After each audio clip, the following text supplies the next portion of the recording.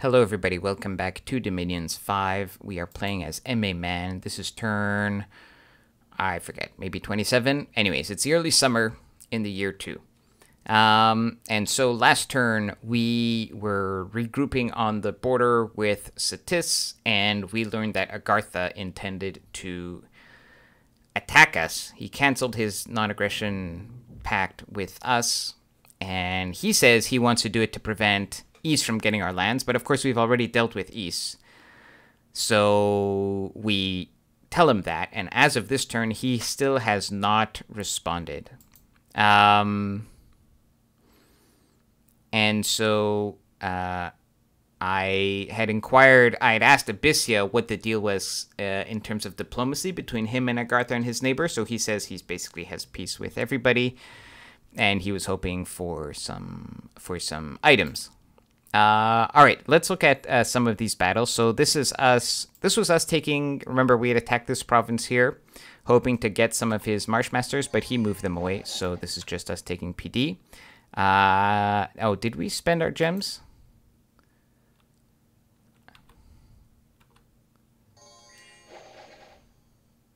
No, good. I had them on conservative magic. Okay.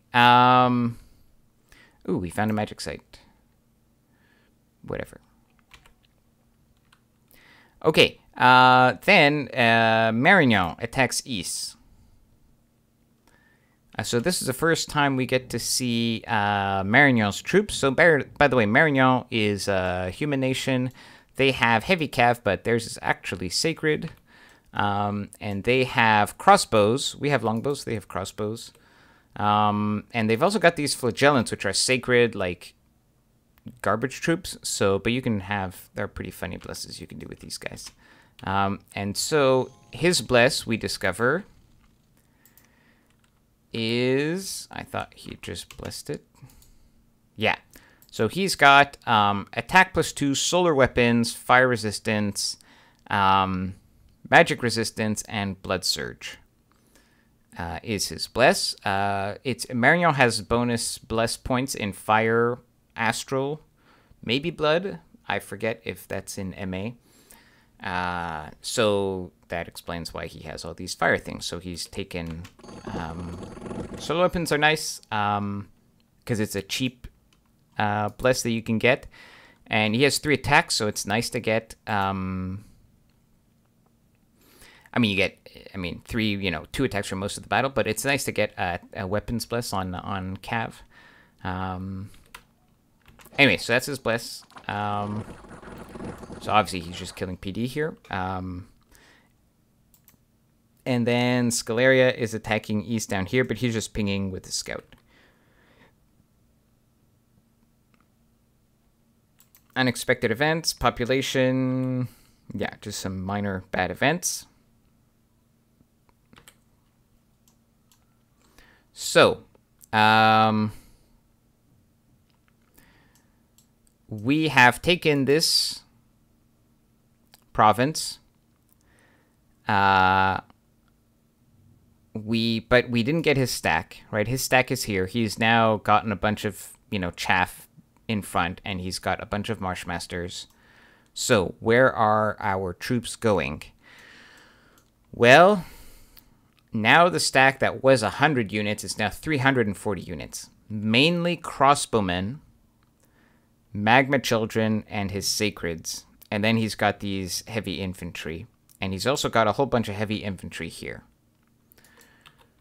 And so this is when I decide to make a big sort of tech strategic decision. So Agartha still has not answered me, and so it's becoming clear to me that he's just looking for an excuse to attack me. He's not like, he wants to attack somebody, and so he's chosen that somebody as me. And it has, obviously the East is just an excuse. I mean, he just canceled that with me, and he's going to attack me, and that's all there is to it. So that's kind of frustrating. Because I can't do much about it, and I've just spent all my diplomatic capital getting Scalaria and Marignan to attack east. So they're not going to suddenly now also attack Agartha. My only hope is getting maybe Abyssia involved at this point. Who knows? So we're retreating mostly from the front here. You see there's nothing planned for... I've got no troops left in these castles. I'm retreating all of my troops basically around here. Like, this is basically all of the troops that I own. They're not scripted for any fight, but these are basically all the troops that I have. And my plan then becomes, well, how do I... Like, this is not... These are not all the troops that I've ever made, of course, right? I took significant casualties fighting Cetis. And I'm also smaller than Agartha. So, first of all, I've lost troops. Agartha has not lost a single troop since the beginning of the game. I'm just smaller than him in general. So, I'm weaker in that sense. And also, just like, I think Agartha is better than Man in MA. And just as a matchup, like, well, I'm not... Maybe in general, in terms of balance, yes, they're probably a bit stronger. I think they're a bit of a stronger nation. But even if they weren't, you know, sometimes you could have a weaker nation, but that just has really an advantage in a particular matchup. But I think Agartha clearly has the advantage, because Agartha's stuff, generally speaking, is like high protection. And my stuff is longbows and like knights with swords. So I'm pretty bad against high protection stuff, especially if he has like the statues, the sacred statues. Yeah, now he's going with a lot of these crossbows, which is interesting. I suppose I don't know who he was planning. If he was planning to fight me the whole time, I suppose the crossbows are to fight against my cavalry. But Magma Children are pretty nasty too. Magma Children are fire resist, poison resist, and they have just like a flame aura and a fire attack. And that's a huge problem for me, because the whole thing with a nature nation is you get Alteration 5 and you get Wooden Warriors, right? And eventually you get Mass Protection. But Wooden Warriors gives you Fire Vulnerability 5. And so if he's got a whole pile of Magma Children in front, then that is suicide. So I decide... And furthermore, let me just add on to this. So I have gone all the way up into Enchantment 4. Which is nice because I wanted to have Flaming Arrows at some point eventually, which at this point only my god can cast. But normally I might not have gotten this right away. I probably would have gotten Alteration 5, maybe Conjuration 5, or maybe like some more Evocation to use some air magic. But instead I've had to rush Alteration 4 in order to get Poison Ward in order to fight Cetis. But now, Cetis is not the most dangerous thing. That giant Doomstack of Agartha is the most dangerous thing. So why not go for Enchantment 5 myself? And you ask, what the hell is an Enchantment 5? Well, Foul Vapors is an Enchantment 5.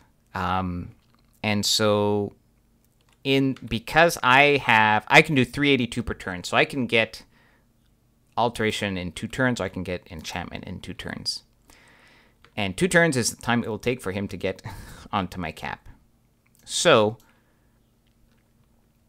I decide now, I should say, the Magma Children are immune to the poison, and so are the Shard Guards. Not immune, but they're resistant. But his army mainly consists of crossbowmen, and with this much chaff in front, my knights are never going to be able to get to the back to kill the crossbows. So the idea is I spend a ton of gems poison warding my own troops, then Foul Vapors, kill all of his heavy infantry and crossbows with that, hopefully a few of his mages too, and pray that like my archers and whatever can take on the rest of his stuff, right?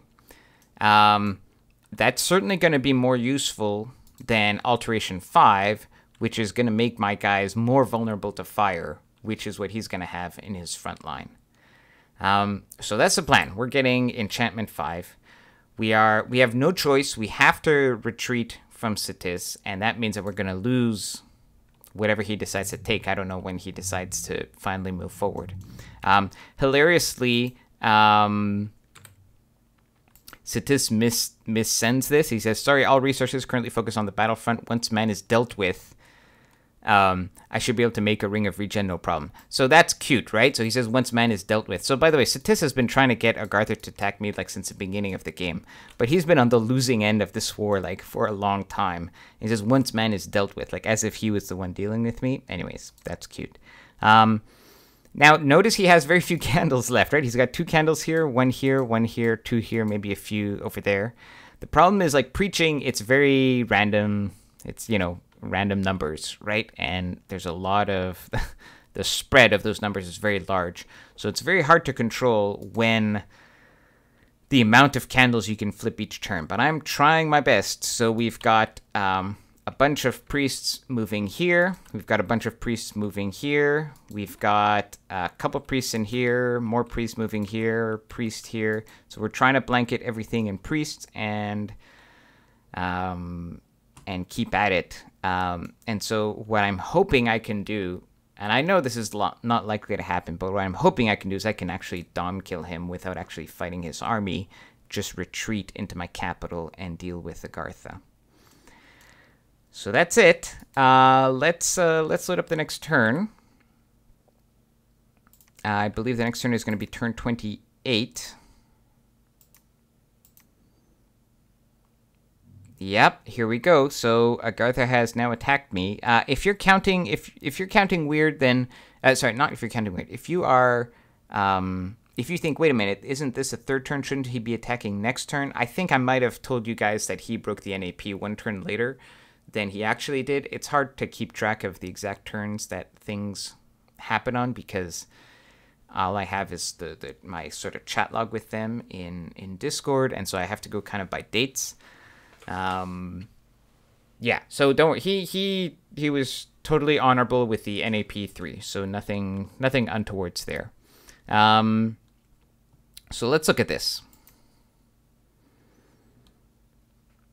So he's got a small army here. This is nothing massive. So Agartha has these also, yeah, because why not, right? Agartha's cat mages are Earth 4 or Earth 3 plus random chances. So yeah, Earth is an awesome path in general. Also, they're all H3, so they can all Divine Bless.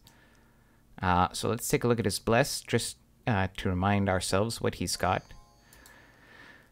His Bless is a Rainbow Bless. It has Poison Resist. And you can see all this stuff. So it's kind of a random Bless. It makes... I don't think these Sacreds are that awesome. One of their, I mean, so they have some awesome things. They have a magic weapon, which does curse, so that is nice. And they're pretty beefy. They have like okay armor, but they're kind of beefy with a decent weapon. They have a few minor advantages, like they have dark vision, and they're amphibian, so that's good. They're like not the best circuits in the game. They're certainly against some nations having a magic weapon is fantastic. That is definitely a thing. And so he's basically made them pretty good with a kind of Rainbow Bless. He's got some random resistances and a few buffs here. So now they're like actually quite decent. And of course, because they're Sacreds, they have like very high morale, very high magic resistance. Actually, this guy has experience, so I don't know if we can find one with less experience just to show the default stats. But, you know, they're quite nice troops. A lot of hit points. And his Bless includes some poison resistance. Plus, they already had built-in poison resistance, so these guys have super poison resistance. So my whole strategy with Foul Vapors is not going to touch these guys at all. But then he's got a bunch of Agarthan infantry. This is like heavy infantry. Now, it has super high encumbrance, but decent protection. And, you know, they've got kite shields, so, you know, fight. And remember, we're man, so we have, what, longbows? We're going to fight...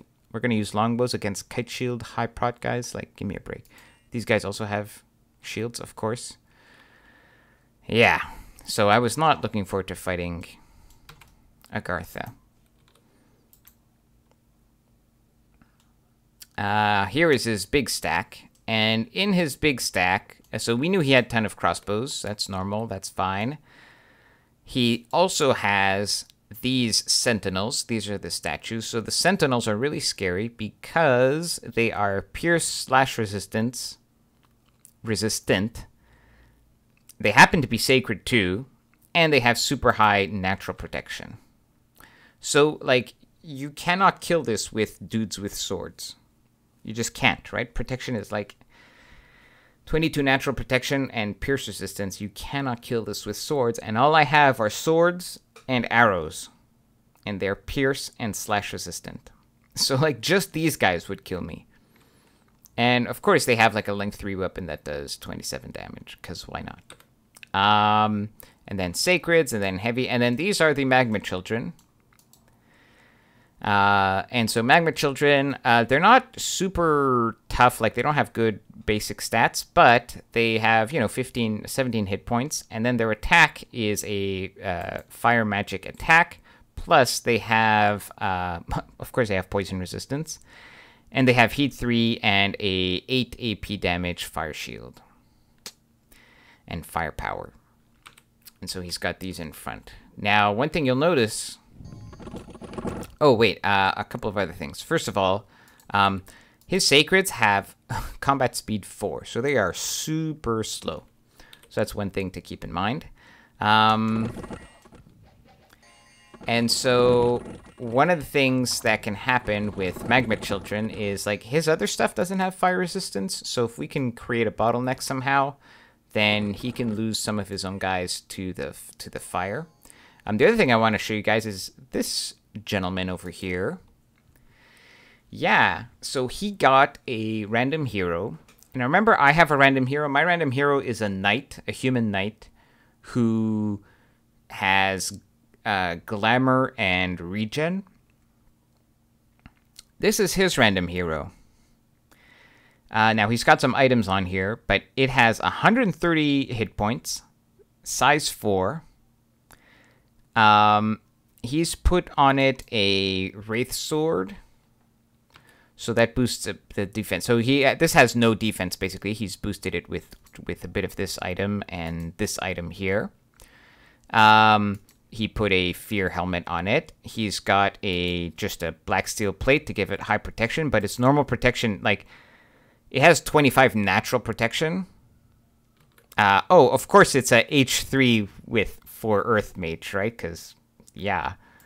So it's got, like, 30 natural protection, plus he's added, like, a plate. So he's got, like, epic protection. He put Trample Boots on, and then he's also got a Storm Spool for shock resistance. So, and then the rest of the stuff is his Bless. Oh, so the Fear is from the helmet. The Pierce and Slash is he just has that, because he's awesome like that.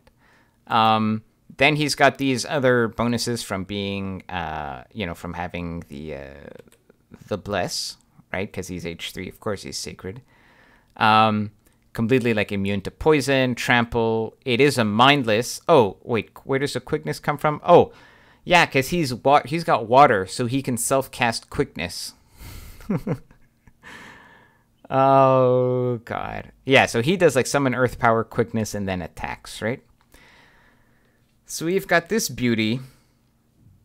And it's like, how do you deal with this? Like, a lot of me feels like, when I complain and when I have this tone when I talk about their guys, I'm not, like, complaining about, like, oh, it's broken, it's unfair. I chose MA Man on purpose because I knew that it was kind of shitty, right? And dealing with this. I know I have nothing that's as awesome as this, and that's what I signed up for. But, like, when you see it face to face, it's really, it's really outrageous. I mean, this hero is just amazing in general. And it's hilarious because we have literally, like, no tools to deal with this.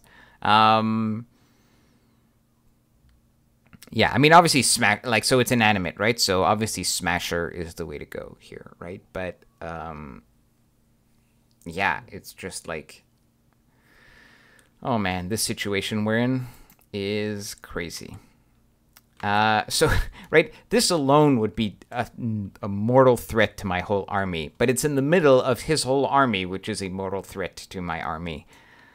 All right, enough complaining. And then he takes, like, another province. Why don't we look at this? This is... Oh, this is Scaleria's army. I mean, it's not fighting much, but we can see what he has. So Scaleria's just been, you know, summoning skeletons all day. I don't even think there's... It's just, like,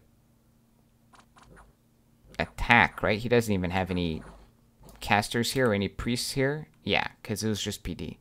But they have the usual, like, protection of the sepulcher and those kinds of spells, so not much. All right, so let's look at the state of the map right now. So Gartha is coming from all these directions. And Satis still has not moved to attack me, which is fortunate.